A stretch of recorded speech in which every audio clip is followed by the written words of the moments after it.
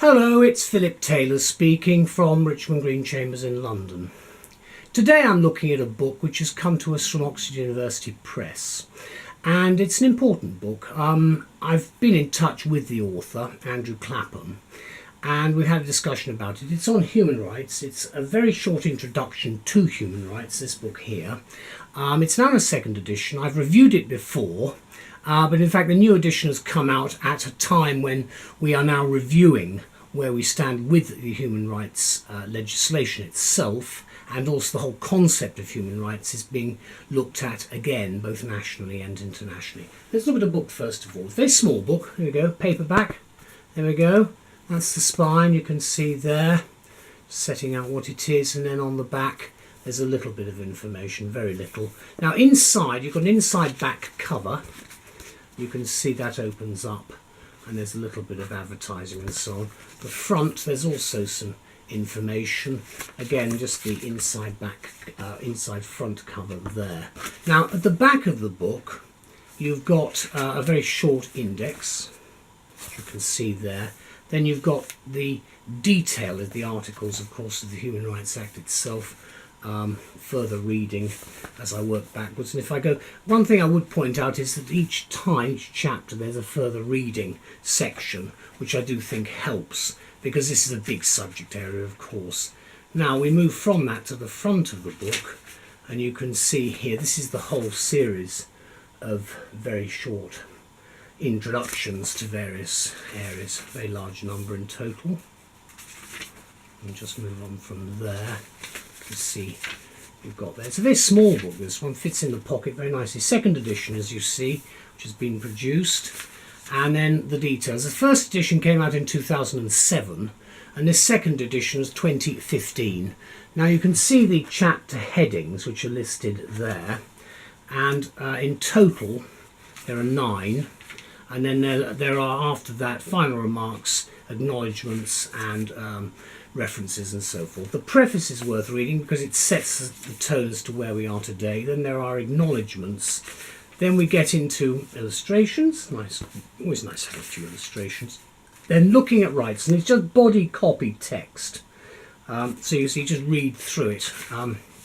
You've got a few little bits and pieces there just to, for instance, human rights is called the Criminal Rights Act and so forth. So you see the approach is quite interesting, and what you have got on the side are some little notes there looking at rights, and then it tells you in each chapter what it's about. This is again specifically historic development and so forth, contemporary concerns and so forth. Then you've got some little boxes with additional statements made. It runs to under 200 pages. It's an excellent little book, and I'm very grateful to Andrew for asking me to review it again. So what do Elizabeth and I say about the book? Well, we did have a chat about it, and this is what I'm saying. Human rights, an international perspective, and an excellent public legal education, PLE, tool. All you need to know in less than 200 pages. And that's really what the purpose of these very short introductions are about. And I think they're extremely lucidly written, and they're just what you need if you're trying to understand the subject possibly for the first time.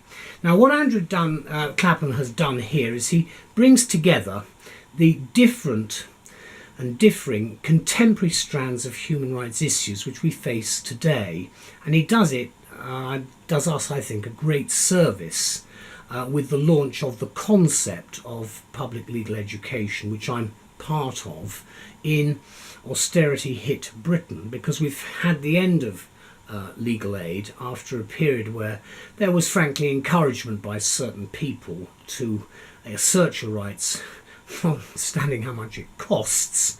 And the difficulty you've then got is the fact that someone's got to pick the bill up. Now, that's one argument, but the point that we are making today is that with the end of very substantial free-for-all legal aid, you've therefore got to have a system where public legal education explains what the rights are for people, and this is what this series of books actually does. What Clapham does then, brilliant in my view with human rights, is he explains the subject matter in a very matter-of-fact way for the new second edition, which he's updated.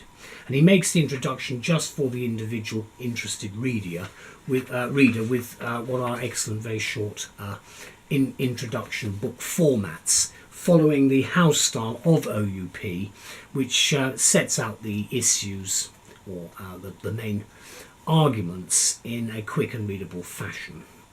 And what he does, he covers such fascinating issues as the following: controversial incarceration of prisoners at Guantanamo Bay, the brutal ethnic cleansing being practiced in Darfur, widespread denial of equal rights to women in many areas of the world, human rights violations which remain a constant presence in rolling news items and in everyday lives at home and at work.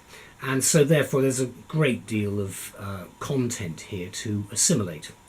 Clapham gives an international perspective as well, which I like, to the task facing him and other academics, and he focuses on highly topical issues such as torture, arbitrary detention, privacy, health and discrimination topics which are relevant to all of us.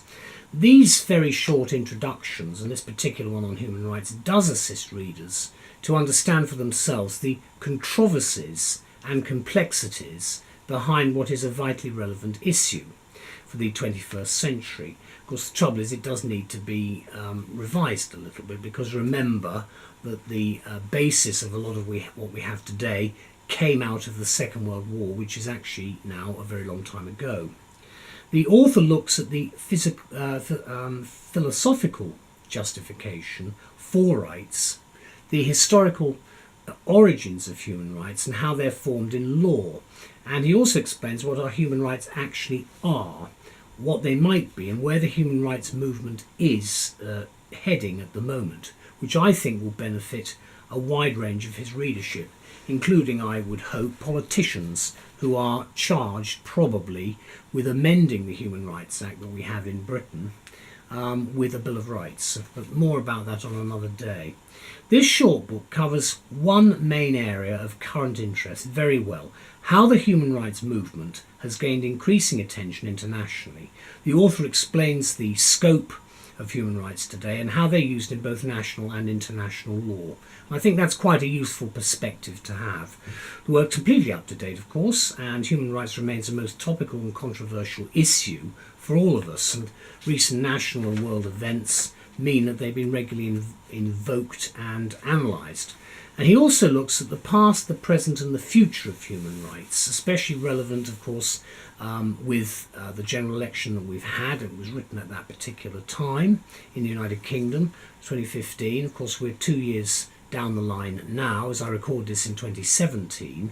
Questions of whether human rights are under threat, as they come to be seen by some as obstacles to peace, development and security, are also well covered. And as I say, watch this space, because there's going to be some change quite clearly now that Britain has decided to leave the EU. And I'm certain that the link with that will be a review of our membership and our commitment to the European Convention on Human Rights and to that court. Now, in a wider community, ties in law, philosophy and politics reveal the role played by human rights in the contemporary world, and it has a special significance for Clapham, as he was for 6 years the rep of Amnesty International at the UN in New York. Now, today it's unusually not long before a problem gets expressed as a human rights issue, even with the threat of major reform of the law which is underway at the present. And I know that the Ministry of Justice have a draft of a proposal for a Bill of Rights, but we haven't seen it yet. Taking this all into account, an appeal to human rights in the face of injustice can be a heartfelt and morally justified demand for some, whilst for others it remains merely an empty slogan. Such a balance, of course, is well presented here in a most succinct manner by Andrew. And as I said, these very short introduction books present themselves as excellent primers for undergraduates, and I do think they're not difficult to read, quick to read, and it's something that I do think they all ought to have on their reading list. And of course, I mentioned in the book that at the back of each chapter you've got further reading, so there's plenty of scope to delve into further scholastic research. The series contains hundreds of titles, of course, in almost every conceivable subject area. They're pocket-sized books, they're perfect to get ahead in a new subject very quickly. And OUP have brought together expert authors who combine facts, analysis, perspective, new ideas and enthusiasms to make interesting and challenging topics highly readable. So we feel that they are highly suitable starting points for students of all levels in terms of law, morality, ethics, philosophy, history, politics. In fact, the wide range listed at the front of the book. And of course, activists in civil society movements, or those who seek an accessible introduction to human rights and their relevance to current affairs, will find this good too. Let me just conclude by mentioning the point that I did before. I did the original review obviously a very long time ago, and so I called it Clapham on Human Rights because that's really partly what he's doing. But it can be summed up as one of the best titles we've read from OUP in this series. But of course I'm going to say that because I'm a lawyer. Let me just remind you that the original publication date was 2007 and this one is 2015, and I've given it a year or so before reviewing it again. Here's the book, there's the spine, and then there's a little quote on the back. Just opening it in the middle. Here we go, you've got basic information, and then you have shaded boxed areas which look at, for instance, this one looks at a White House fact sheet on use of force in counter-terrorism. That's one particular example, and that continues over the page. We take another example. Here we go. Human rights. This is a quote. The idea of human rights from Bites. You've got an example there. So this, what I would say is that this is not a book for the beginner, in the sense that you've got to be at a particular level academically, I think, to understand and appreciate the depth of scholarship that's gone into this, and the fact that it will benefit you by giving you a high level of understanding of this particular subject matter. Thank you very much to Andrew and OUP, not just for this book, but for all of them, because you make our lives a lot easier by publishing this work, and one of the reasons I do these reviews is so that you are aware of what's on the market. Thank you. Bye-bye.